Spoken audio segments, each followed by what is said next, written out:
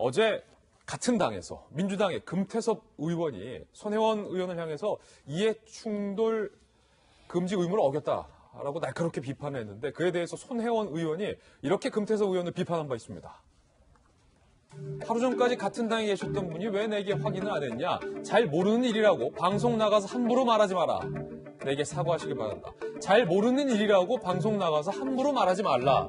라고 손혜원 의원이 금태섭 의원을 비판을 했었던 이 발언이 알려졌죠. 저희도 소개를 해드렸습니다. 그런데 이 발언에 대해서 손 의원의 발언에 대해서 여론이 좋지만은 않은 것 같아요. 손혜원 의원이 지난 국감 때 했던 발언을 되돌아보라라는 겁니다. 그때 그 발언 들어보시죠. 지금 감독이 하시는 일이 뭡니까? 근무 시간이 어떻게 됩니까? 출근이 아니고 일이 있을 때마다 왔다 갔다 이렇게 하고 이역 있습니다. 받으시고요. 어디 가서 체크를 하십니까? TV 보시면서 하십니까? 5구장을 동시에 전체적으로 선수들을 보고 있기 때문에 그게 훨씬 좋습니다. 너무 편한 전임 감독 하시는 건 아닙니까? 사과를 하시던지 사퇴를 하시던지 지금 이렇게 끝까지 버티고 우기시면 계속 2020년까지 가기 힘듭니다. 그래서 우승했다는 얘기를 하지 마십시오. 그 우승이 뭐 그렇게 어려운 거라고는 다들 생각하지 않습니다. 이때 영상이 그러니까 야구를 알지 못하면서 국감에서 이상한 질의를 했다라고 손혜원 의원이 많은 여론의 문매를 맞았었는데 잘 알지도 못하면서 질의하지 말라. 손혜원 의원의 본인의 비판이 본인에게 돌아오네요. 그래서 저한테 물어보든가라고 얘기했는데 손동열 감독에게 좀 제대로 물어보고 저렇게 국감 가면서 질의하지 그랬냐라고 하는 대중의 비판이 굉장히 거세고요. 손혜원 의원에 대해서 사실 대중이 많은 이 여론이 좀 싸늘한 게 과거에 했던 발언들이 그대로 돌아오는 겁니다. 가장 최근 발언은 신재민 전 사무관에 대한 발언이었는데 신재민 전 사무관에 대해서도 돈 벌러 나왔다라는 식의 이야기를 하게 되죠. 그리고 나서 고시 기간이 꽤 긴 편이죠? 라고 얘기를 하고 나쁜 머리라는 표현을 쓰게 됩니다. 예. 아니 그 같은 상황이면 신재민 전 사무관에게 손혜원 의원의 발언처럼 똑같이 확인해 보셨는지 잘 알지도 못하는 사람에 대해서 인격적인 굉장히 나쁜 발언들을 쏟아냈던 전례가 있고요. 특히 노무현 전 대통령에 대해서도 노무현 전 대통령이 죽음을 계획된 것이라고 하는 발언을 했다가 한번 굉장히 큰 구설수에 오르지 않았습니까? 손혜원 의원이. 그러니까 이런 여러 가지 사건들을 종합해 보건데 지금 본인에게 쏟아지고 있는 여러 가지 의혹들은 첫 번째는 언론에서 제기한 것이고 그 언론에서 제기한 의혹들에 대해서 야당은 국회 차원에서 현재 살아있는 권력과 결탁돼 있거나 아니면 정부의 모종의 영향력을 행사했다라면 이 부분에 대해서도 분명히 견제하고 감시해야 될 의무가 있기 때문에 충분히 제기할 수 있는 겁니다. 그렇다면 거기에 대해서 사실관계가 무엇인지를 밝히면 되는 건데 야당이 주장하고 있는 것처럼 타짜의 한 장면을 보는 것 같다는 얘기를 하잖아요. 예. 나는 이렇게 다 걸었는데 너는 뭘 거냐, 뭘 걸 수 있냐라고 얘기를 하고 있는 손혜원 의원의 대응에 대해서 여전히 많은 국민들이 조금 의아한 감정들을 갖고 있지 않을까 생각이 듭니다. 결국 저 질의가 영향을 미쳐서 손동열 감독이 이제 국가대표 감독직을 내려놓는 일까지 연결이 된 건데 현 대변인 네. 잘 알고서 질의하라.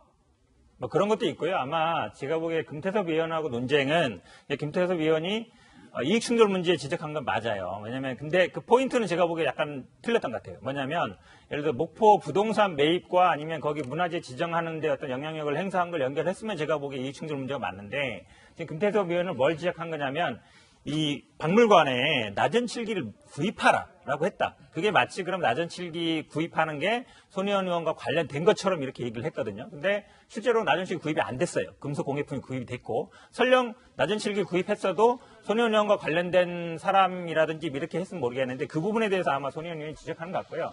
근데 저는 나경원 의원하고의 이 설정이 좀 재밌는데 예. 아마 빅카드는 안 한다고 했지만 제 예상입니다. 왜냐하면 나경원 의원이 예전에 서울시장 나왔을 때 부동산 문제가 크게 이슈가 된 적이 있어요. 신당동에 그 당시에 2004년에 17억에 매입해서 2010년에 30억에 팔았거든요. 시세 차익 13억 남겼는데 그러니까 부동산 문제에 대해서는 나경원 의원이 나한테 할 말이 있냐.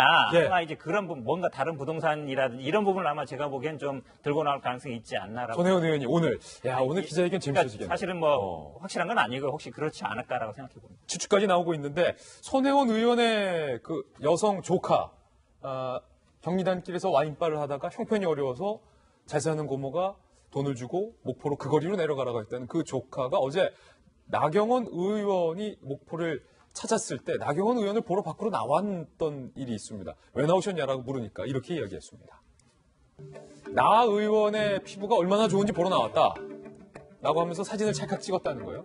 그러니까 나경원 의원이 서울시장 후보로 나갔을 때 당시에 고배를 마셨을 때 피부과 논란이 있었는데 그것을 이른바 손혜원 의원의 여성 조카가 공격을 하기 위한 발언으로 저 발언을 한 것이 아니냐. 정치부 기자들은 이렇게 해석을 하고 있는데 나경원 의원의 피부가 얼마나 좋은지 보러 나왔다라고 사진을 찰칵 찍었다는 거예요. 충동 구매로 세 채를 구매했다는 그 조카죠, 아마? 예. 그 조카 같은 경우가 지금 어저께 나경원 원내대표가 지도부를 대동해서 창성장에 와서 이 문화재 거리를 쭉 둘러보고 갔습니다. 근데 저 같은 발언을 했던 배경에는 저는 이 문제를 너무 정치적으로 끌고 가면서 프레임을 형성하려고 하는 것들이 아닌가라고 하는 생각이 드는데요.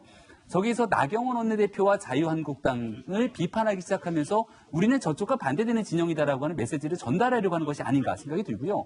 손혜원 의원이 애당초에는 박지원 의원과 또 각을 분명히 세우기 시작합니다. 목포에서 그렇게 하게 됐을 경우에는 실질적인 구도심을 개발하려고 하고 도시재생을 활성화시킨 사람이 박지원 의원이냐 아니면 손혜원 의원이냐 이렇게 프레임이 형성이 되는 거거든요. 자꾸만 이번에도 또 나경원 의원과의 프레임 전쟁을 형성하려고 하는 모습들이 보이게 되는데 사건의 본질 정확하게 이해하고 돌아가야 됩니다. 도대체 손혜원 의원이 문화체육관광위원회 간사로서 본인의 영향력을 행사하고 문화재거리 지정에 관여한 부분이 있는 건지 지금 이것뿐만이 아니라 손혜원 의원이 했던 박물관에 대한 의혹들 그리고 본인 부친에 대해서 독립유공자 지정에 관한 의혹들 여러 가지가 쏟아지고 있는 건데 이 모든 것들을 너무 정치적 상황으로 끌고 가는 것이 아니냐는 의혹이 있고 돌이켜보면 손혜원 의원은 브랜드 전문가, 광고 홍보 전문가거든요. 본질과 다르게 보여지고 있는 상황 속에서 다른 부분으로 전문성을 살리는 건 아닌지라는 생각이 들기도 합니다.